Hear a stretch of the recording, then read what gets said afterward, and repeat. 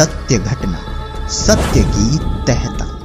आज की कहानी है उत्तर प्रदेश के रहने वाले चेतन दीक्षित जी की, जिनका जीवन भक्ति और संघर्ष से भरा हुआ है। चेतन जी बचपन से ही राजस्थान के देवता जहारवीर की साधना करते थे।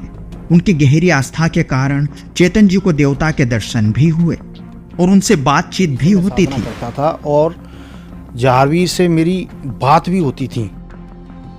जहारवीर एक देव हैं जो राजस्थान में हैं और घूंगा मेड़ी जिनसे बोलते हैं, गोरखनाथ के जो शिष्य रहे हैं, बाबा गोरखनाथ के उनके शिष्य रहे हैं और उनसे मेरी बात भी होती थी। इसके साथ साथ चेतन जी घंटों तक गायत्री मंत्रों का जाप किया करते थे और गायत्री का जाप करता था, गायत्री मंत्र का। और मैं बहुत ज़्यादा मतलब उपासना करता था। करीब 4-4 घंटे में जो है 3-3 घंटे तक मैं साधना करता रहता था। लेकिन इतनी भक्ति के बावजूद अचानक शारीरिक बीमारियों ने उन्हें घेर लिया। इलाज के लिए आगरा के डॉक्टर को दिखाया, लेकिन गलती से डॉक्टर ने टीबी की बीमारी का इलाज शुरू कर दिया, जबकि ऐसा कुछ था ही नहीं। गलत दवाओं की वजह से उनका शरीर कमजोर हो गया और उल्टियां होने लगी।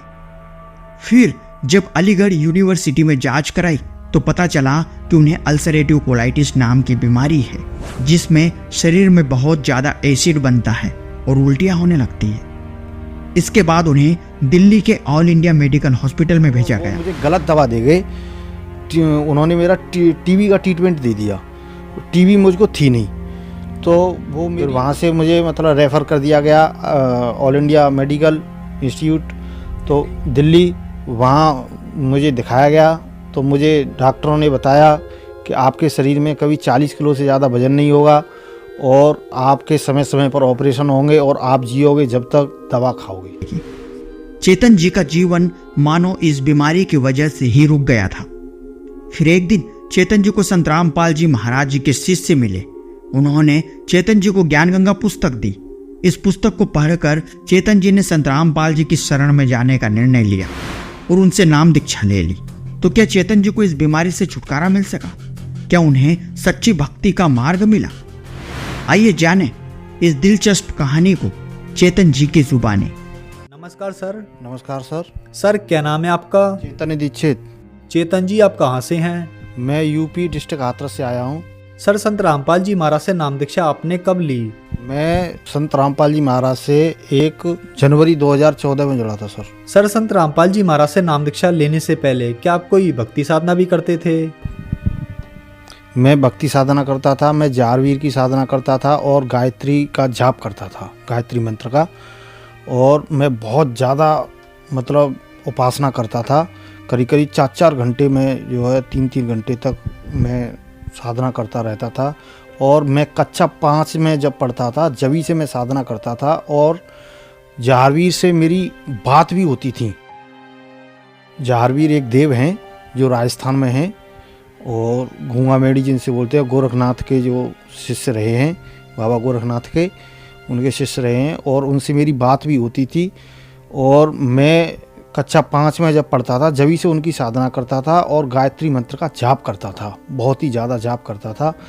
और जब मैं मतलब हाई स्कूल में आया तभी से मुझे अल्सरेटिव कोलाइटिस एक बीमारी होती है, वो मुझे हो गई। तो मुझे एसिड बनता था और एसिड इतना भयंकर बनता था कि मुझे उल्टी हो जाती थी। तो डॉक्टर जांच नहीं कर पाए मुख्य रूप से। तो मेरा ट्रीटमेंट, फिलहाल में ट्रीटमेंट हुआ मेरा आगरा डॉक्टर रमेश गुप्ता का। तो वो मुझे गलत दवा दे गए। उन्होंने मेरा टीबी का ट्रीटमेंट दे दिया।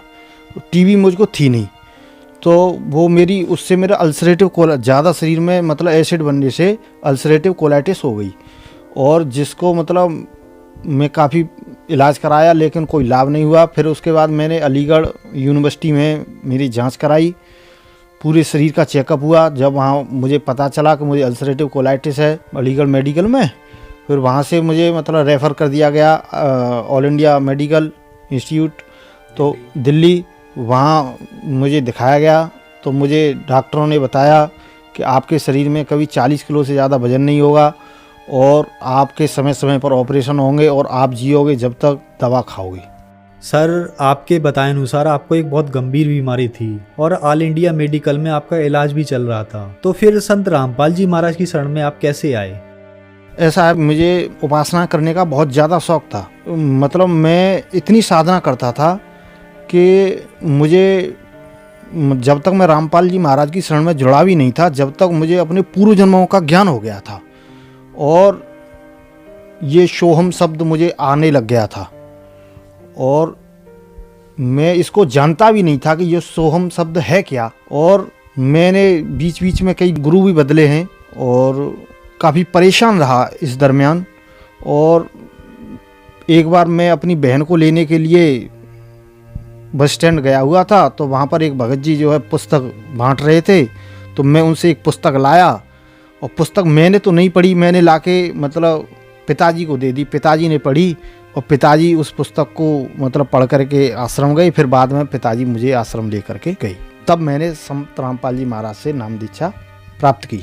सर, संत रामपाल जी महाराज से नाम दीक्षा लेने के बाद आपको क्या क्या लाभ प्राप्त हुए? संत रामपाल जी महाराज से नाम दीक्षा लेने के बाद सबसे बड़ा लाभ मुझे ये प्राप्त हुआ कि मेरी जान बची। सबसे पहले जैसे शरीर में मेरे में जब मेरा अलीगढ़ यूनिवर्सिटी से मतलब रेफ़र किया गया था एम्स के लिए, तब मेरे शरीर में 32 किलो वजन था और आज मेरे शरीर में तुम देख सकते हो कितना वजन है।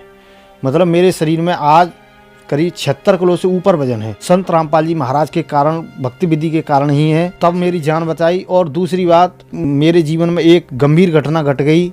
मेरी पत्नी की मृत्यु हो गई, जिसमें मतलब मुझे दहेज हत्या में निरुद्ध किया गया, जहाँ पर भी मुझे संत रामपाल जी महाराज ने बाइज्जत बरी करवाया और मुझे जेल भी नहीं जाने दिया। और भक्ति मार्ग में तो मैंने इतने लाभ प्राप्त किए हैं कि मैं आपसे यह कैमरा के सामने नहीं कह सकता हूँ, कि उनको मैं बयान नहीं कर सकता हूँ। जो मेरे गुरु मतलब गुरुभाई हो सकते हैं, उनसे मैं बता सकता हूँ मुझे क्या क्या लाभ हुए हैं। भक्ति मार्ग में मुझे बहुत ज़्यादा लाभ हुए हैं। संत रामपाल जी महाराज के शरण में जाने के बाद मैंने शास्त्र अनुकूल साधना की और शास्त्र अनुकूल साधना करने के बाद जो हमारे गुरुजी बताते हैं कि हमारे ऊपर हमारे इन देवों का कर्जा है, तो उन कर्जे को मैंने उतारा उन मंत्रों के द्वारा। जो हमारे आर्य समाजी ये कहते हैं कि देवताओं की भक्ति छुड़वाते हैं, ऐसा नहीं है। प्रथम मंत्र जो दिया जाता है, रामपाल जी महाराज हमारे जो प्रथम मंत्र जो देते हैं वो केवल देवताओं के ही मंत्र हैं और 7 मंत्र देते हैं, जिसमें 5 नाम देवताओं के देते हैं और 2 नाम परमात्मा के देते हैं, जिसमें हमें 5 नामों की कमाई से हम यहाँ के काल भगवान के जो देवता हैं उनका ऋण उतारना होता है। हम जिससे मैंने उनका ऋण चुकता किया तो मैं स्वस्थ हो गया। सर, आपने 14 साल तक जहारवीर बाबा की भक्ति साधना की और बचपन से ही आपकी भक्ति साधना में बहुत रुचि थी। इतनी भक्ति करने के बाद भी आपको एक गंभीर बीमारी हो गई। आपको ऑल इंडिया मेडिकल रेफर कर दिया गया। भाभी डॉक्टरों के पास आपकी बीमारी का कोई इलाज नहीं था। तो प्रश्न यहाँ पे यह उठता है कि भक्ति साधना आप पहले भी करते थे और भक्ति साधना आपने संत रामपाल जी महाराज की शरण में आने के बाद भी की। तो संत रामपाल जी महाराज ने आपको ऐसी क्या भक्ति दी जो आपकी लाइलाज बीमारी ठीक हो गई? ऐसा है भगत जी, मैं आपको पहले ही बता चुका हूँ। संत रामपाल जी महाराज के पास वो मंत्र हैं, शास्त्र अनुकूल साधना है, जो संसार में किसी भी गुरु के पास नहीं है। जो मतलब 7 दीप 9 खंड में यानी 21 ब्रह्मांड में भी मतलब किसी भी गुरु के पास वो मंत्र नहीं है जो हमारे संत रामपाल जी महाराज जो देते हैं। प्रथम मंत्र ही इतना शक्तिशाली है जिसका मैंने 2.5 महीने मैंने जाप किया। संत रामपाल जी महाराज से नाम लेने के बाद 2.5 महीने मैंने जाप किया था। जम के मैंने जाप किया तो 2.5 महीने बाद ही मुझे पूर्ण परमात्मा के दर्शन हुए और मुझे मतलब ये बताया कि बेटा तू पूर्व जन्म में भी मतलब नामदानी था और तूने पूर्व जन्म में भी इन मंत्रों का मतलब तूने जाप किया है, जिसमें पहला और लास्ट का मंत्र नहीं था जो आज हमारे गुरुजी देते हैं। सर, जो श्रद्धालु आज आपको टीवी पर देख रहे हैं, आप उनके लिए क्या कहना चाहेंगे? मैं उनसे यही निवेदन करना चाहता हूँ कि सभी पुण्य आत्माएं परमात्मा के सभी बच्चे हैं, वो जल्द से जल्द परमात्मा की शरण ग्रहण करें और आज नहीं तो कल, कल नहीं तो परसों उनको शरण में आना पड़ेगा। और वो जितना लेट होंगे वो उतने अपने जीवन में ये समझें केवल कांटे ही बो रहे हैं और उनको आना अवश्य पड़ेगा संत रामपाल जी महाराज की शरण में, जब भी वो इस संसार से पार हो सकते हैं। सर, संत रामपाल जी महाराज की शरण में कैसे आ सकते हैं? संत रामपाल जी महाराज की शरण में जैसे साधना चैनल है, उस पर प्रोग्राम आता है, उस पर पीली पट्टी चलती है, उसमें नंबर चलते हैं, उस पर कांटेक्ट करिए। वो आपके क्षेत्र के नामदान सेंटर का पता बता देंगे, वहाँ जा कर के आप नामदान ले सकते हैं संत रामपाल जी महाराज के। सर बहुत बहुत धन्यवाद आपका। सत्य घटना, सत्य की तह तक।